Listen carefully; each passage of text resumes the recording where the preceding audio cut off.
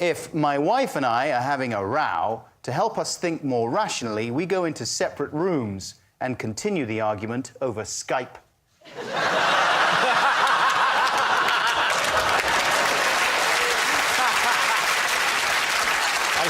I should say, before we kick off here, if anybody in Wales is watching, Skype is, it's a sort of telephone call with pictures. David. Adam, where did this idea come from? Well, it first started when we were not in the same physical space. Well, like, we weren't in the same house. We were On Skype already? We were on Skype. We were in different countries, and we were having quite a difficult conversation that I was anticipating was going to get out of hand, and I was surprised by the fact that Skype enabled us to stay relatively calm. What was the difficult situation? I was going to ask Did it go along the lines of, what's that person doing in the background? So what was the last row you had that required Skype's intervention? Well, I mean, this is kind of personal. You brought it up, mate. I mean, it was sparked off by drawers being left open. Oh.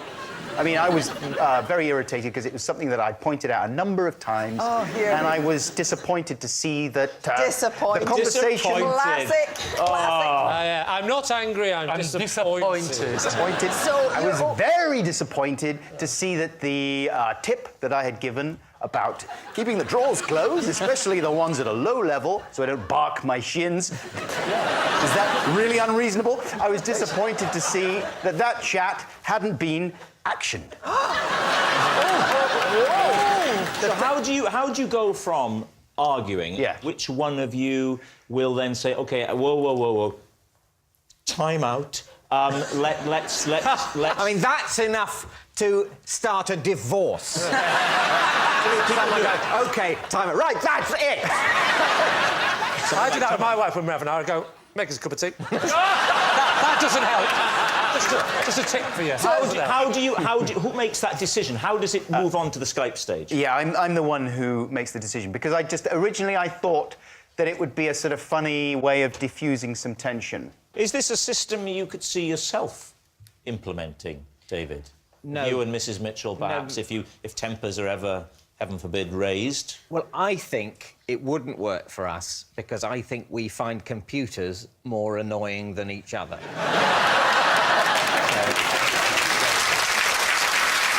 So, David, what are you thinking? Has Adam been telling the truth? What do you think, Kirsty? I think it's really, really possible. What do you think? He does like computers, doesn't he? Look at him.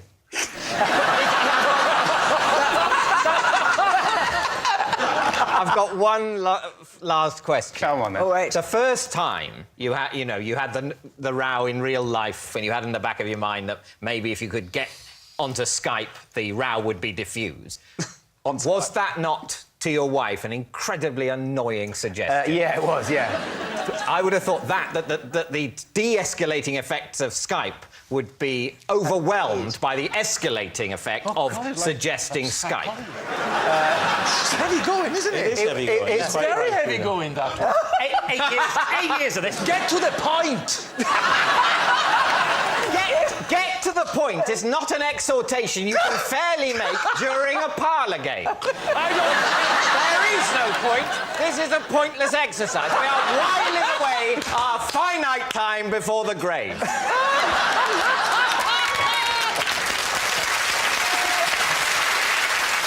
What are you going to say? Truth or lie? I think it's the truth. I'm now thinking it's so weird it's true. OK, my team says true. I'm certainly not sure either way, so I couldn't overrule them. So it's true. So we're saying it's You're saying true. true, right? OK, Yeah. OK. Adam Buxton, were you telling the truth or were you telling a lie? Skype conducted arguments, that is a lie. Oh, brilliant! Yes, it was a lie all along. Adam and his wife don't go into separate rooms to argue over Skype.